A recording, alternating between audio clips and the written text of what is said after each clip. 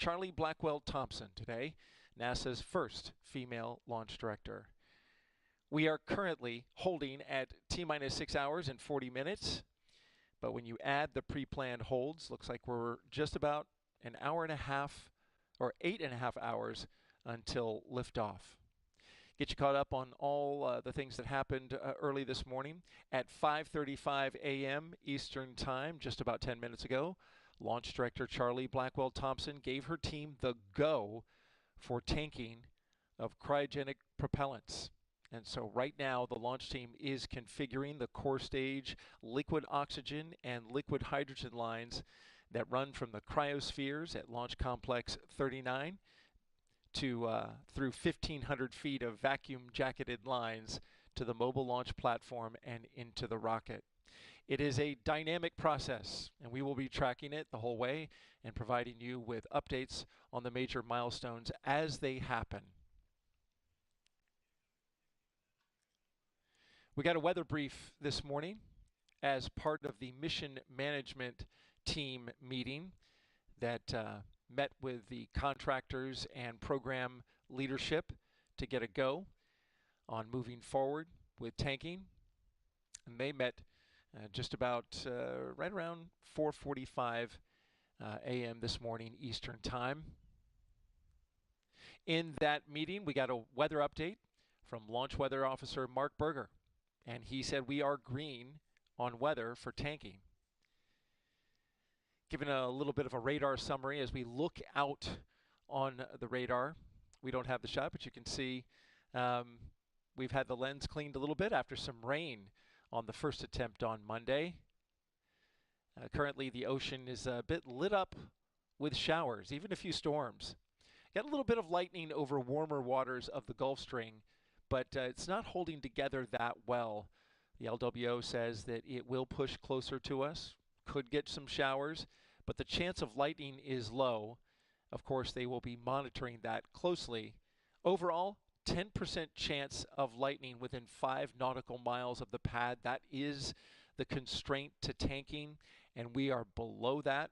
The constraint, is 20%, and we are currently at 10% chance of lightning, and that's the big constraint. So that's good news. The modeling that the weather officer is looking at shows a lot of showers to the north of us around the Jacksonville area. He said he expects the right around 11 a.m. the sea breeze to start organizing, and it'll fire up some storms right over Kennedy as well, but expects as we get towards the time to launch, closer to 2 p.m., those storms should get nudged west starting about late morning, early afternoon. And then right at 2 p.m., we should have some storms to the west of Kennedy, forced to the west by the sea breeze. And that's good news, because once they form, if that onshore flow keeps pushing, it should push it over and cause storms over in the Orlando and Tampa area, which is well to our west. The concerns and the constraints officially from the LWO are flight through precipitation, cumulus cloud rules. Those are the two ones that we are watching today when it comes to launch time, the T0 at 2:17 p.m. Eastern Time. So for that window, we've got a 2-hour window to launch that runs to 4:17 p.m. Eastern Time. And the probability of go is 60% in the early part of the window, and then improves to 80%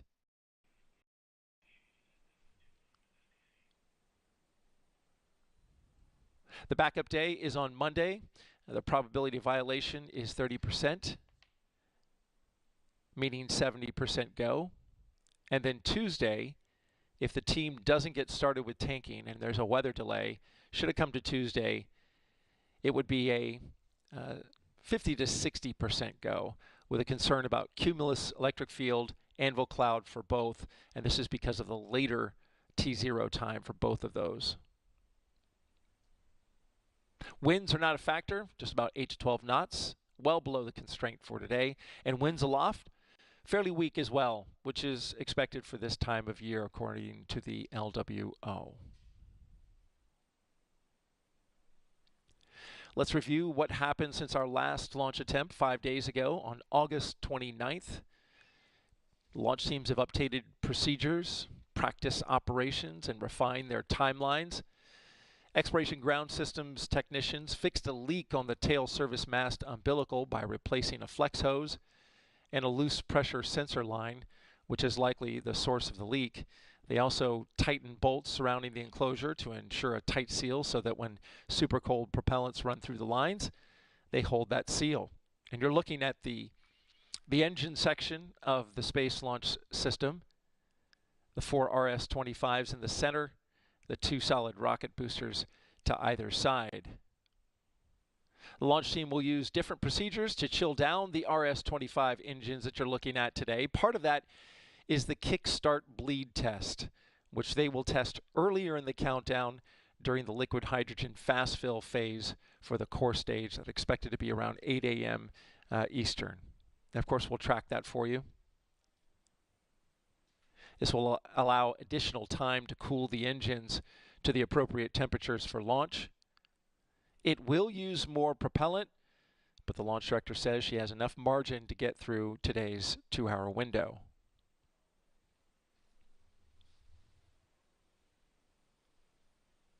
This is the first integrated test of NASA's Space Launch System and Orion.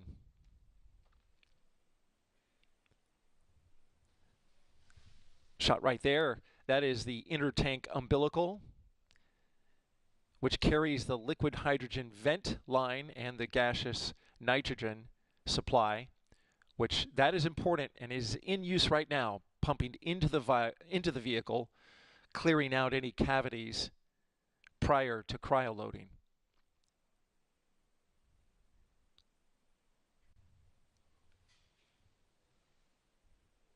The Space Launch System in Orion at the top is the first human-rated spacecraft to go beyond the moon in 50 years.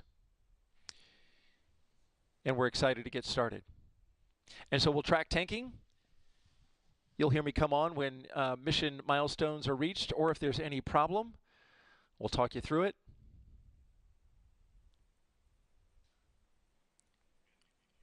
Previously, there's been a fair amount of work for the team getting ready for this moment. Launch controllers have powered on the different rocket systems and spacecraft systems. And that's a lot because, as you can see here, this is one big rocket, 322 feet tall. This is the Block 1B Space Launch System. The mobile launch tower then rises another 20 feet or so beyond that. The total height from the ground, including the mobile launch tower, the rocket, the launch tower itself, 370 feet tall total height, well above the Statue of Liberty in New York City. You see across the bottom, we have 4 major milestones to tanking: the preparation, core stage LOX loading, core stage LH2 loading, and ICPS tanking.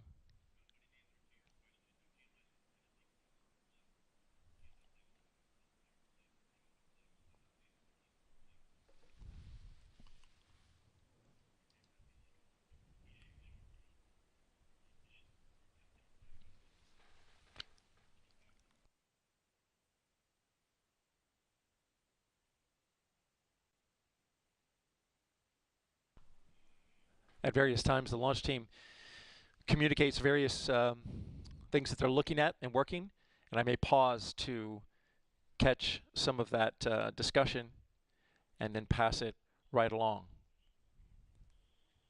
So let's get started.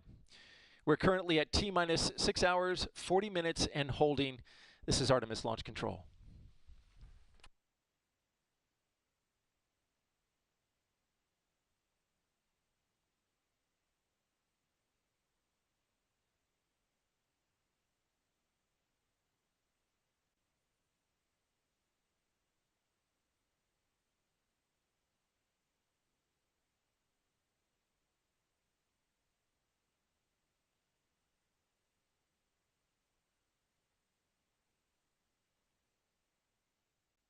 And we just received a go for core stage loading operations. Again, we are go for core stage cryo loading operations.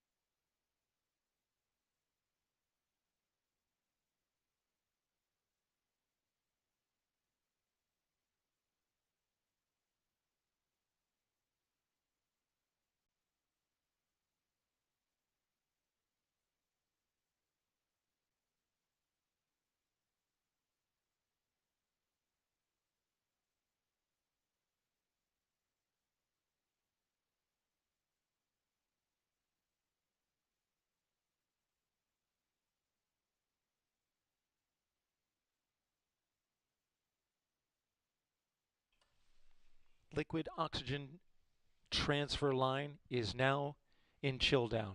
The liquid oxygen transfer line is now in chill down.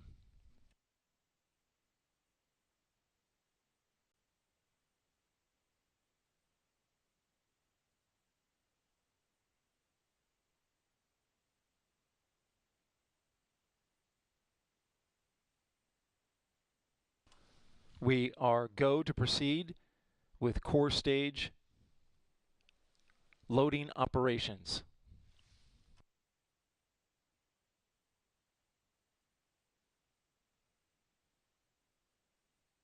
Go for liquid oxygen core stage operations. Again, go for liquid oxygen loading into the core stage.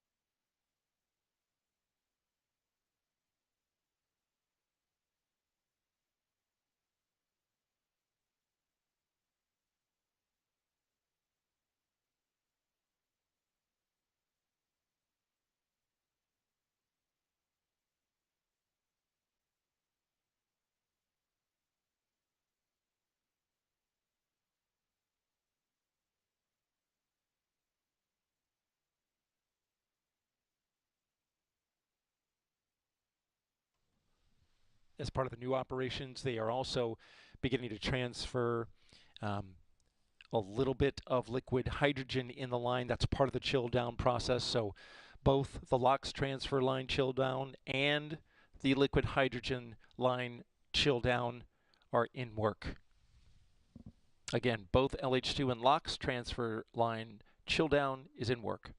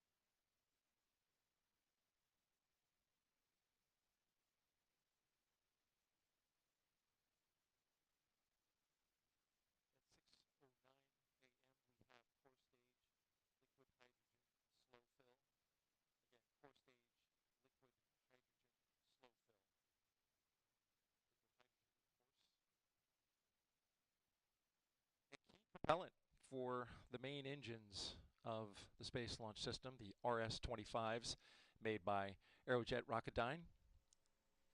Hydrogen is the lightest element known to humans. In its natural state, it is a gas, but for propellant, the hydrogen is cooled to a temperature of minus 423 degrees Fahrenheit.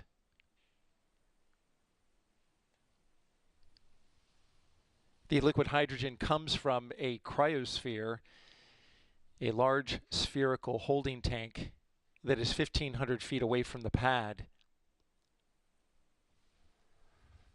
The capacity of that tank is 850,000 gallons. The Exploration Ground Systems here at the Kennedy Space Center is currently having that tank upgraded. Not the exact tank, they're actually building a new tank, I should say, a new cryosphere, and that one will hold 1.25 million gallons, which is almost a 50% increase in capacity. That's important for the SLS program. The previous cryosphere supported the Saturn V rocket and the space shuttle. But in this case, for the SLS, the liquid hydrogen tank is 537,000 gallons of liquid hydrogen, the largest cryo tanks in a core stage or booster stage in the world. And so there'll have to be a significant more capacity in order to do a quicker turnaround after a scrub. In the case that a launch is called off and tanking has begun,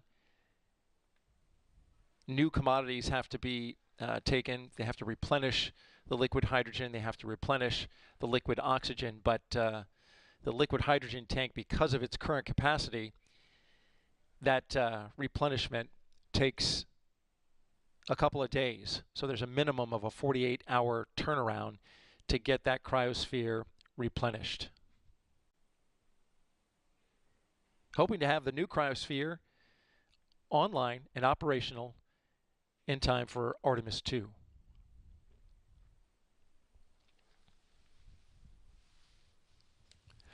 This is Artemis Launch Control.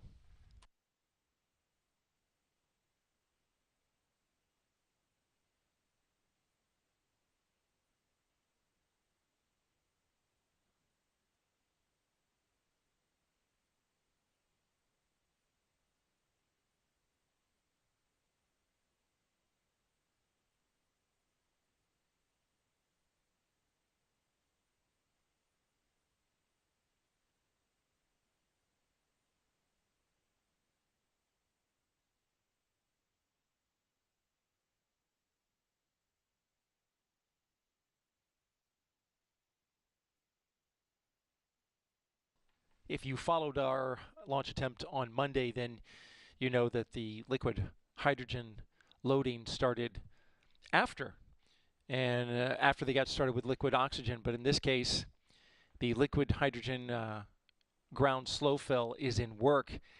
That is part of the new process to chill down the upper stage piping and the liquid hydrogen separator.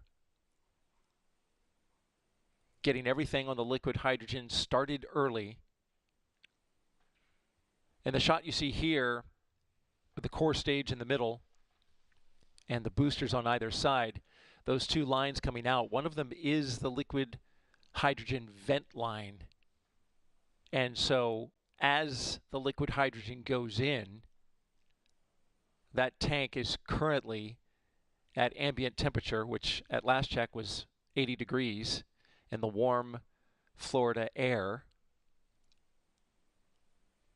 So when that when eventually that minus 423 hydrogen goes in there, it will vent out that line that's carried in the umbilical, and that will then go out to a flare stack and be burned off. You can see it sometimes at night if it's burning some impurities. Hydrogen itself you can't actually see burning. The team doesn't vent liquid or gaseous hydrogen straight out into the air, they burn it off as it's vented out of the vehicle right there at that location that you're looking at.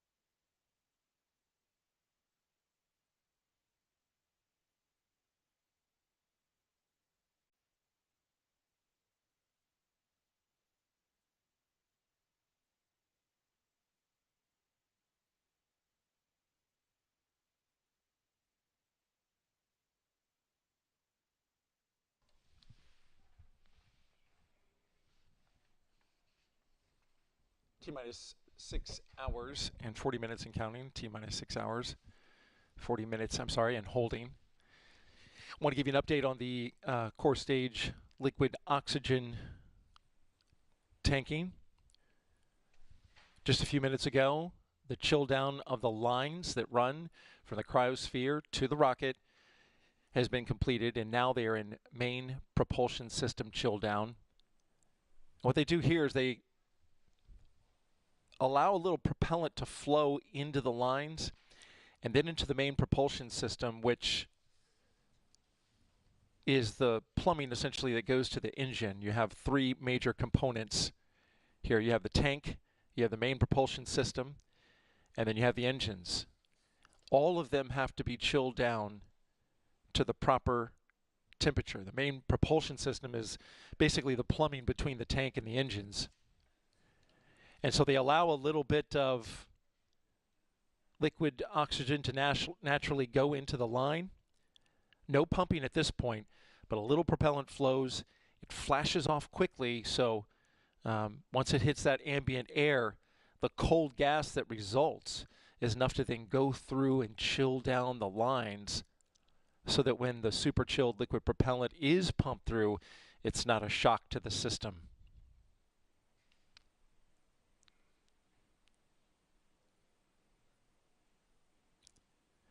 For the main propulsion system chill down, they're getting the pumps running and just getting that gas in there to help condition the system so that it, as I mentioned, it can handle the liquid. Up next will be the announcement of core stage liquid oxygen slow fill. That's coming up. This is Artemis Launch Control.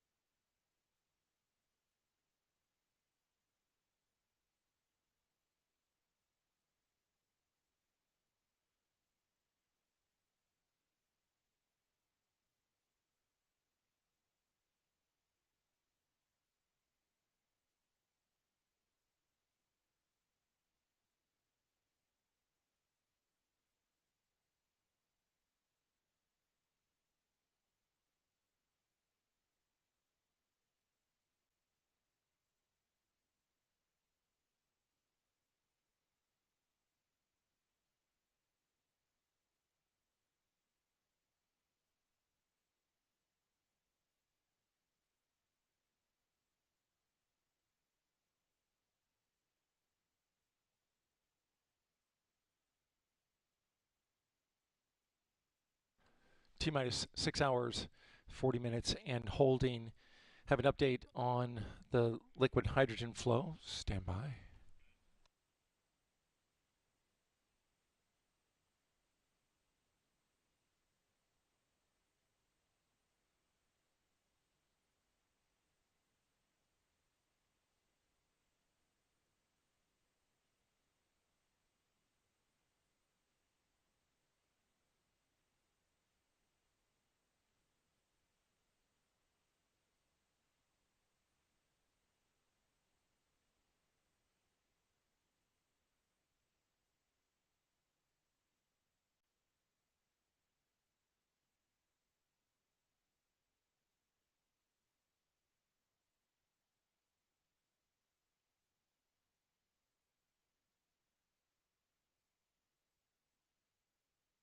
The launch team discussing a couple of issues, so please stand by.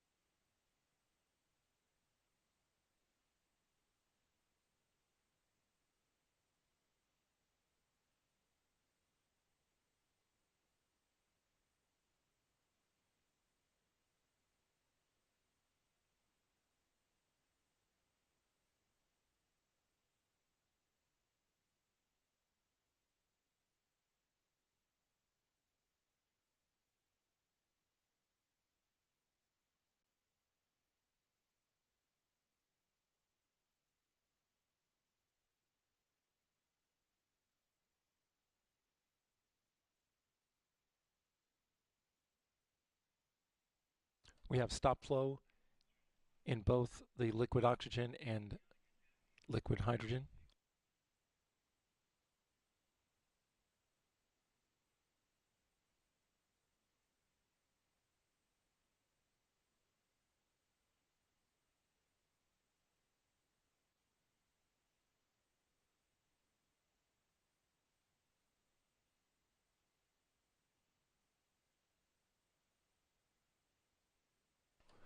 So over on the liquid hydrogen line, there was an overpressure warning. This is part of the vent line chill down, so midway through the rocket, we have a shot of this one actually. No damage to the hardware. The system automatically put the hydrogen in stop flow, and they're currently working a manual configuration to get the vent line going again. And since this started about 8 minutes ago, the team has resumed flow through that vent line, which heads out to the separator in the flare stack. So overpressure, alarm went off, no damage, system automatically put into stop flow, and they've got it going again. Let's go over to the liquid oxygen side. They had chilled down the lines. They were in drain back. There was a pressure measurement reading as well, and so they backed off the pumps for the moment, but looking to reactivate those pumps here shortly. They notified the NASA test director about this. Launch director is aware. Team is working. We'll give you an update in just a bit. This is Artemis Launch Control.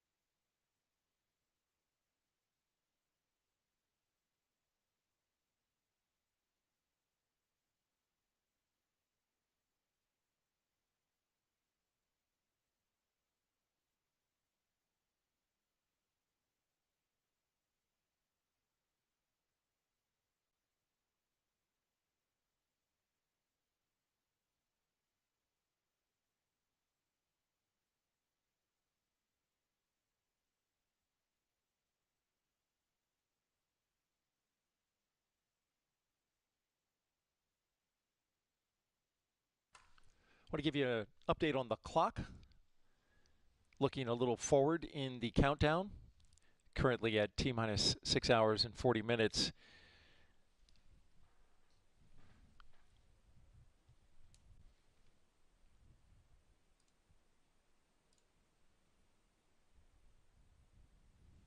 The resumption of the countdown clock will happen at roughly 7:07 a.m. Eastern Time.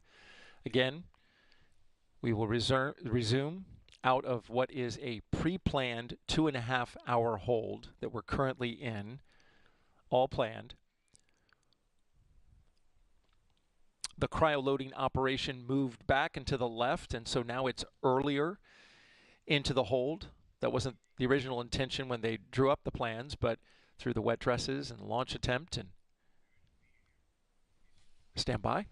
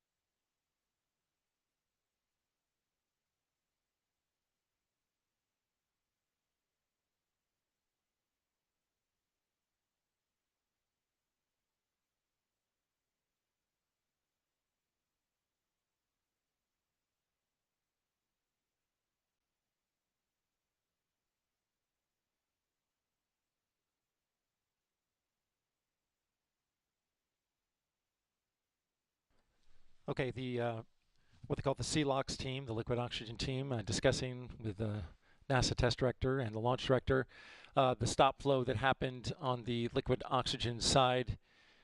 They've got the pump repressurized. It's putting pressure into the line, stable, and liquid oxygen is flowing back to the vehicle. Minimal impact to the timeline. flow rate, no impact to the flow rate going forward. I think it might have had to do with the tank being at a high liquid level once it was refilled after the first launch attempt.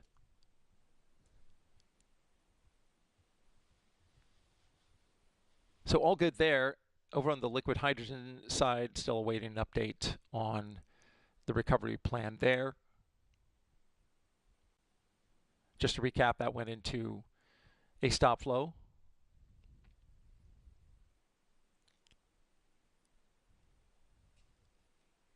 But the team is manually bringing it back into the configuration to get moving again. And we'll look for more updates in a moment. We are close to sunrise here on the east coast of Florida. Light begins to illuminate the background, as you can't see from this shot, but we've got some clouds offshore.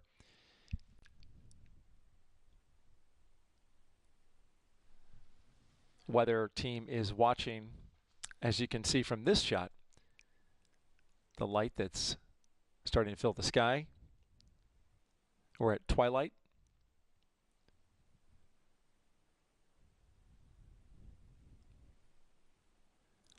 T0 at 2:17 p.m. Eastern Time. We are currently in the cryo loading operations, loading both the liquid oxygen and liquid hydrogen tanks. Had a couple bumps in the road. Team is dealing with those.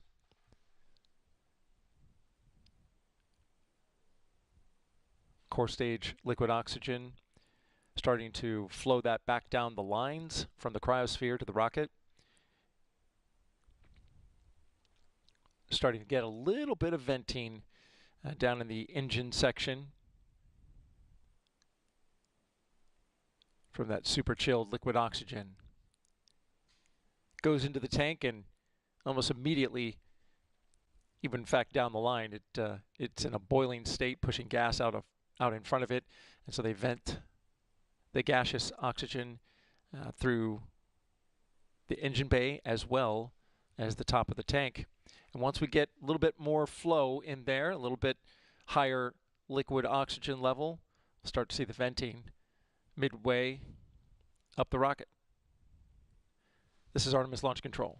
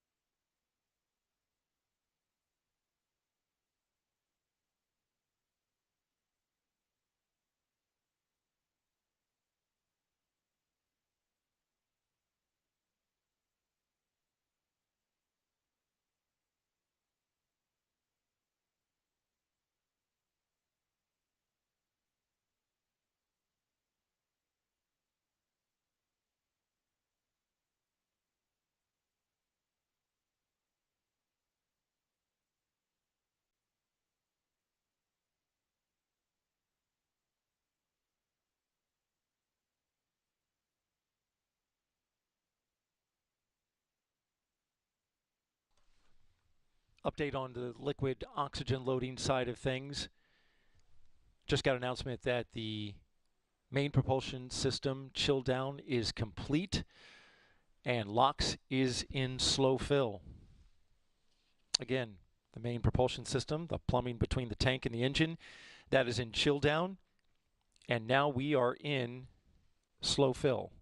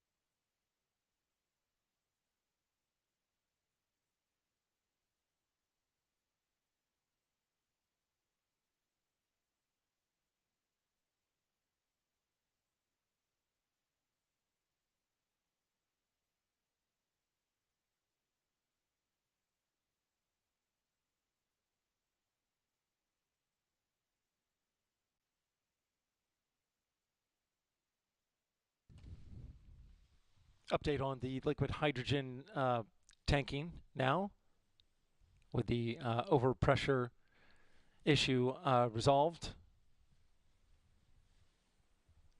The liquid hydrogen team just got the go to perform slow fill for liquid hydrogen.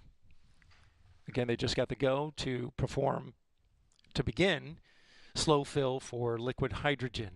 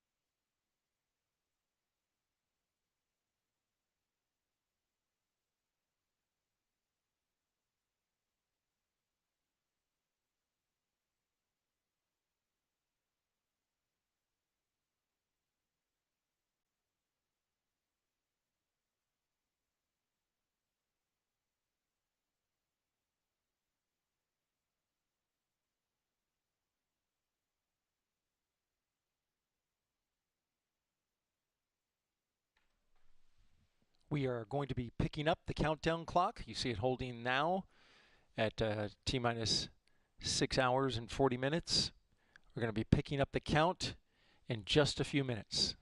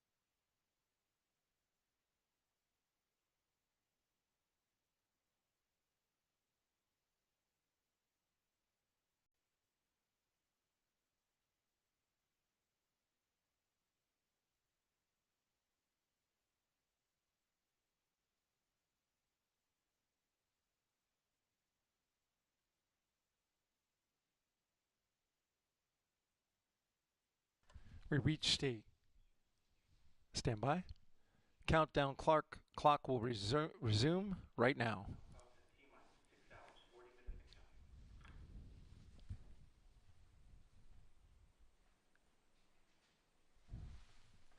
So we have the countdown clock moving, as you can see on your screen, at 7:07 a.m. Eastern Time. We got an update on the core stage liquid oxygen loading. They are now in fast fill. Again, the core stage liquid oxygen, the LOX is now in fast fill. The pump speed for fast fill, about 2.5 times faster than slow fill. Stand by.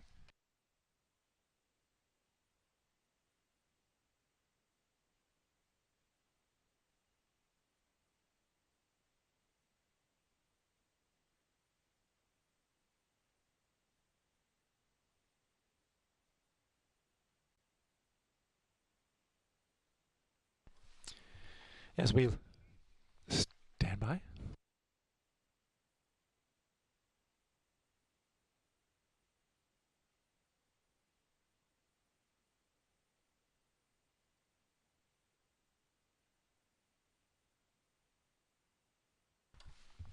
As you're looking at this view right now, this is engineering camera 814 going through a scan of the core stage tank.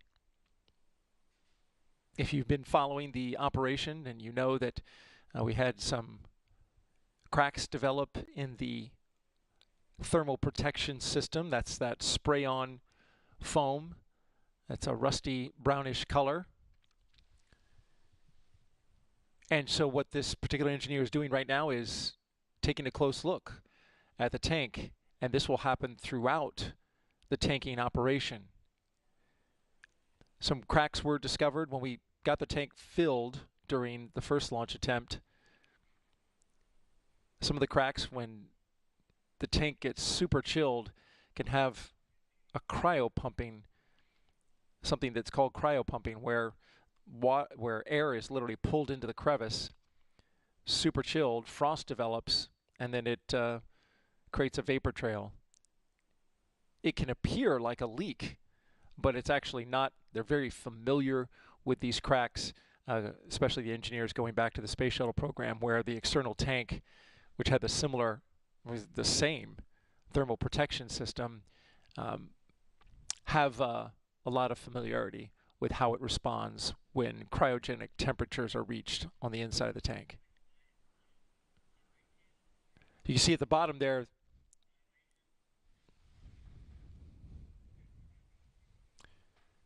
stand by.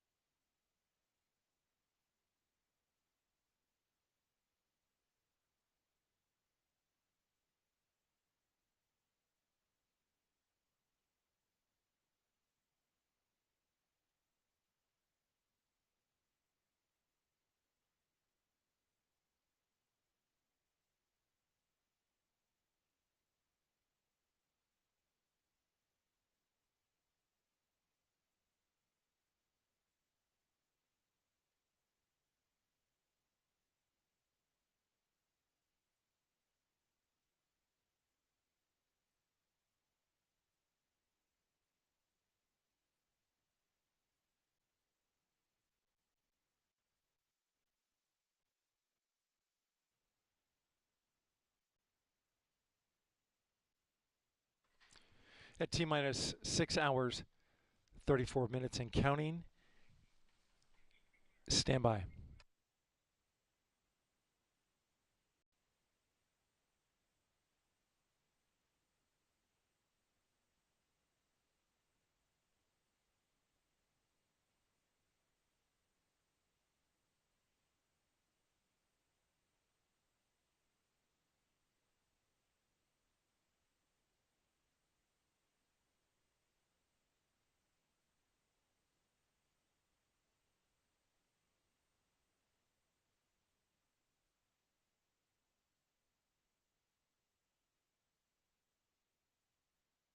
Getting an update on the liquid hydrogen. The team talking to the NASA test director right now.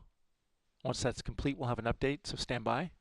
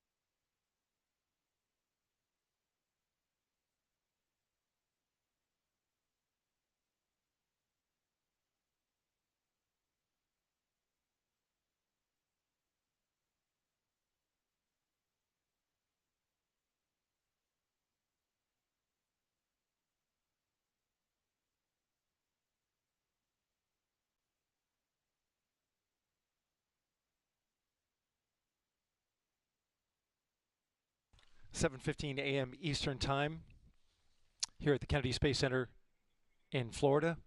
Got an update on the liquid hydrogen loading. They are in stop flow at the moment. There was a leak detected in the engine cavity. Went up to 8%. That put it in automatic revert for the liquid hydrogen flow. Rocket's in a safe configuration. Looking at the path forward. The team is going to let the area where the leak is coming from, which is a quick disconnect. I'm going to let it warm up. It should take about 30 minutes. So we're going to put them a little behind on the hydrogen timeline. And the hope is that it'll warm up that QD, and once they hit it with cryos again, hoping to reseat that quick disconnect. The leak is in the plate cavity around the quick disconnect, indicating that there is a QD seal leak. This is not the same as last time. Want to note that? Again, not the same QD as the previous hydrogen leak. This one has been tight in 5 previous flows.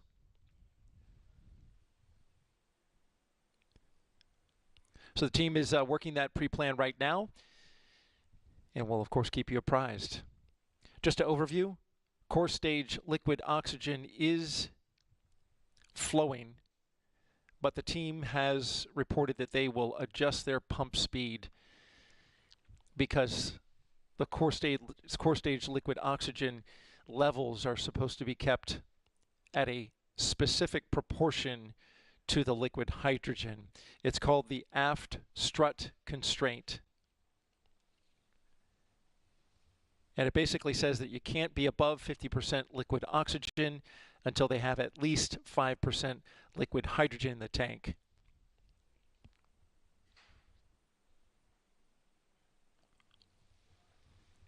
That is because when super chilled propellants, liquid hydrogen and oxygen, go into this core stage, it can shrink the vehicle very minimally, extremely small, but that affects the struts, which are connected to the solid rocket boosters. It can actually, the movement of the core stage must be in proportion all the way along the vehicle in its connection points at the aft strut. You can see the aft strut if we take a look at the bottom of the engine section.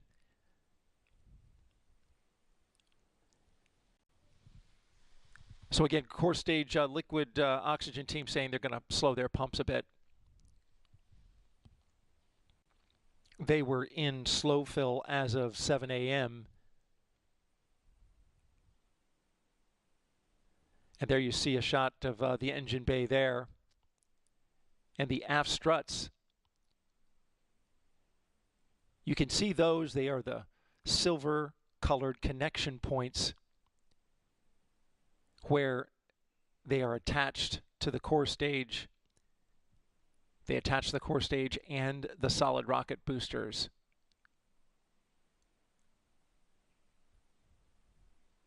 You have the solid rocket boosters on either side. They are not affected by temperature, but the core stage is. And so they want that aluminum core stage shrinking at the same rate at the top and the bottom when they load propellants. So again, the liquid hydrogen team in stop flow, working a leak in the engine section. Stay tuned for more updates. This is Artemis Launch Control.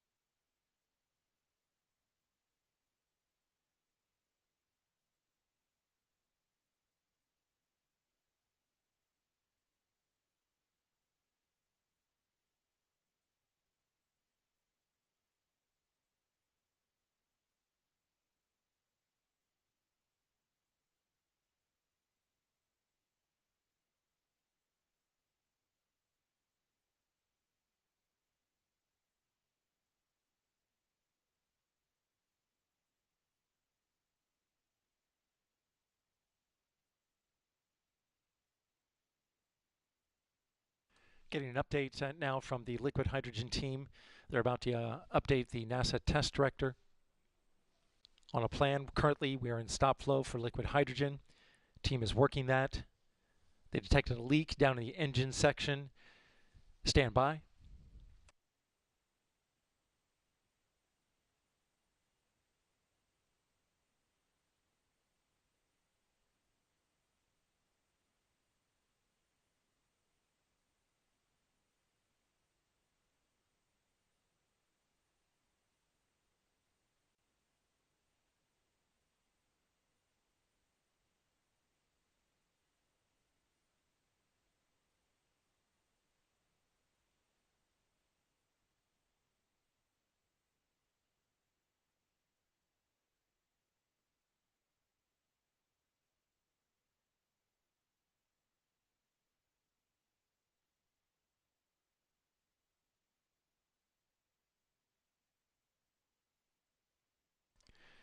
And until that conversation starts, I'll update you now again. Leak detected right there in the engine section of the core stage on the liquid hydrogen side. So 15 minutes ago, liquid hydrogen was flowing, went into stop flow after a sensor there detected a higher than normal percentage of gaseous hydrogen, which is the indicator for a leak. Leak located in an area in a basically the can around the QD. The leak is in the plate cavity, indicating it's a QD seal leak. So now the liquid hydrogen team is working a plan forward to reinitiate the flow of liquid hydrogen. Meanwhile, liquid oxygen is flowing at a little slower rate. We've got a graphic that's tracking that in the core stage. The liquid oxygen tank is above the liquid hydrogen tank. It's 196,000 gallons. As you see there, looking on the left-hand side, you can see that we are in fill. The tank, again, above the 537,000 gallon liquid hydrogen tank. You can see the fill rate and where that is on the rocket. Temperature minus 294 degrees. Currently 15% filled. Now, the LOX team will have to has slowed their pumps down while the hydrogen team is working an issue. They can't get that number above 50% before hydrogen is above 5%. It's called the Aft Strut Constraint. Stand by, getting an update now.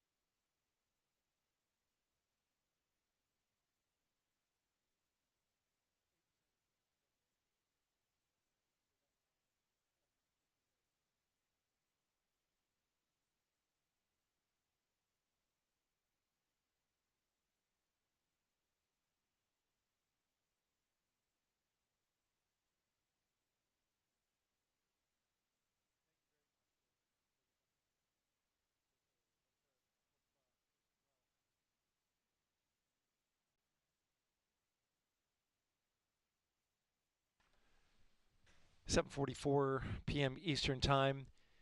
Currently T-minus 6 hours, 2 minutes and counting. With an update on the liquid hydrogen leak that the team saw about a half hour ago. They're working a plan, getting ready to put a plan into effect here in 1 minute.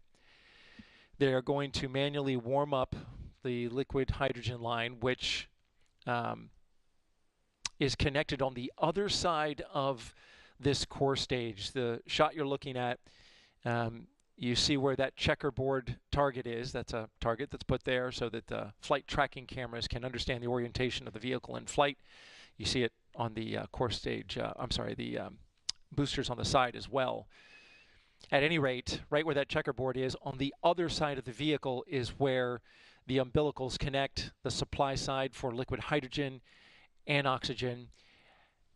And there's a plate, an interface, that goes from the ground side to another plate on the vehicle side, on the inside, and there's a cavity between those two.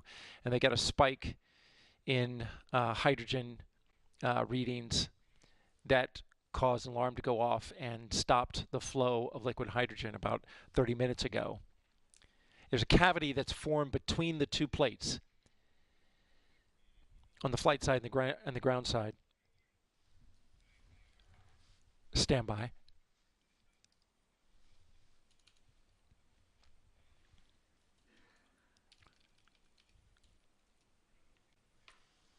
That was an update just now from the liquid hydrogen team, letting the NASA test director know they're getting ready to perform this manual fill and manual chill down, I should say, of that quick disconnect where they suspect the leak is. So they've been warming up that connection. After they stopped float it at 7:15 a.m., they've been warming it for the past half hour, allowing that to warm up. According to the cryo guys, the cryo team, they say that allows it to